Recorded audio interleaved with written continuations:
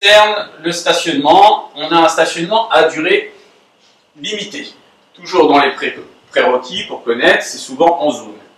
Donc là, on a le panneau, il est en zone, donc on a le carré. On nous a dit que dans cette zone, à partir du panneau et sur toute la zone, jusqu'à ce que vous rencontriez ce même panneau mais barré, qui vous indiquera que vous êtes sorti de cette zone, vous avez le symbole du parc-mètre.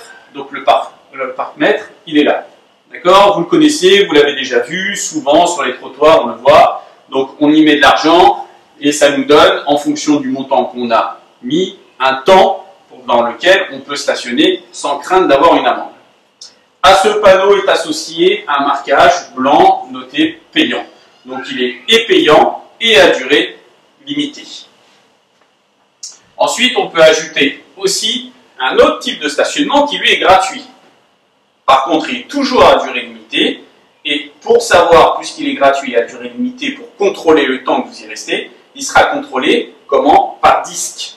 Donc, toujours les panneaux de zone. Et vous avez ici et là les deux éléments qui vont vous permettre d'indiquer que vous êtes dans un stationnement contrôlé par disque. Et vous avez autre chose ensuite qui peut arriver. C'est-à-dire qu'il peut être gratuit, à durée limitée, contrôlé par disque, mais en plus, il peut être alterné. Donc c'est un élément supplémentaire et c'est ça qu'on va voir ensemble. Donc vous avez ici les marquages. Donc marquage au sol, qui est un marquage bleu qui correspond au stationnement par disque. Donc il est bien sûr au sol, c'est-à-dire que c'est le marquage dont on parlait tout à l'heure, c'est de la signalisation horizontale.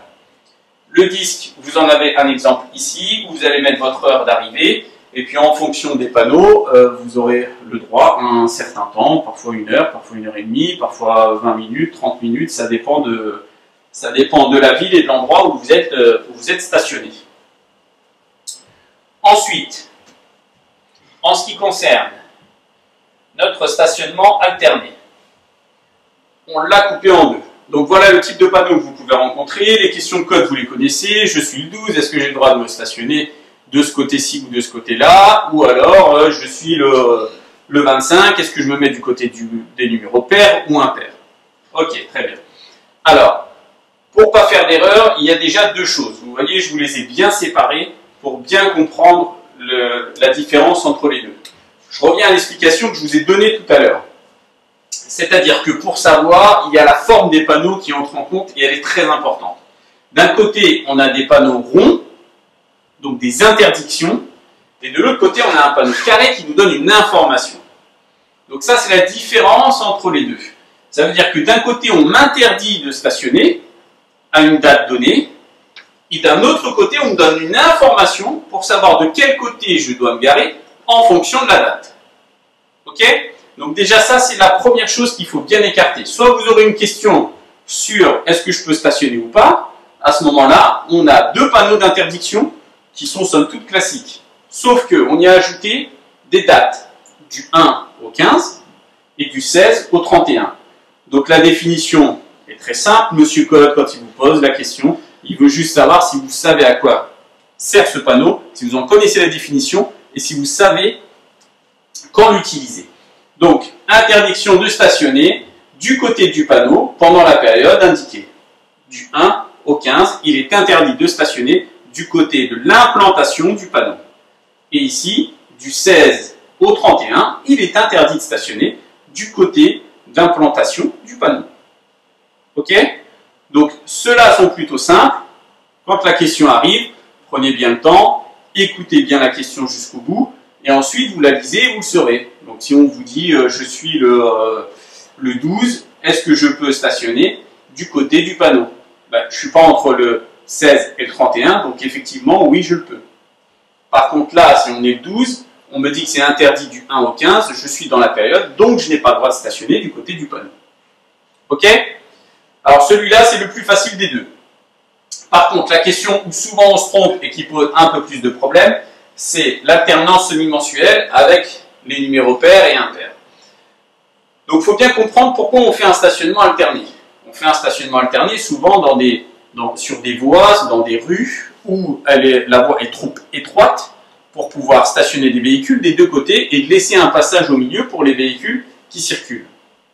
Donc on a décidé de stationner les véhicules d'un côté et puis de l'autre. Alors pourquoi pas que d'un côté? Parce que il faut tourner pour ceux qui habitent là, qu'ils n'aient pas toujours des véhicules devant eux. Un coup c'est chez le voisin et un coup c'est chez eux. Alors comment le réglementer?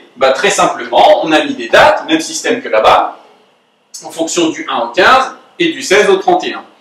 Par contre, pour savoir de quel côté on se gare, vous savez que dans les rues, chaque appartement, et le vôtre d'ailleurs, a un numéro, des numéros pairs ou impairs. Donc le 2, le 4, le 6, le 8, le 10, le 12, etc. Et le 1, le 3, le 5, le 7, le 9, etc. etc. Donc la définition de ce panneau-là, comment on doit le lire? On doit lire que du 1 au 15, donc du 1er au 15, je stationnerai du côté des numéros impairs. Un petit moyen mémotechnique très simple, du 1 au 15 ça commence par 1, le 1 c'est un numéro impair. Donc du 1 au 15 du côté des numéros impairs. Du 16 au 31 ça commence par 16, le 16 c'est un numéro pair. Donc du 16 au 31 je me stationnerai donc du côté des numéros pairs. Ok? Donc vous voyez la différence? Là on vous explique de quel côté vous devez vous garer et là on vous dit, on vous interdit de vous garer d'un côté ou de l'autre. Alors, pour ce panneau d'implantation, on regardera bien sûr du 1 au 15 le côté des numéros des maisons, donc si on est du côté du 1, du 2, etc., etc., pour savoir de quel côté on va pouvoir se stationner. Donc voilà les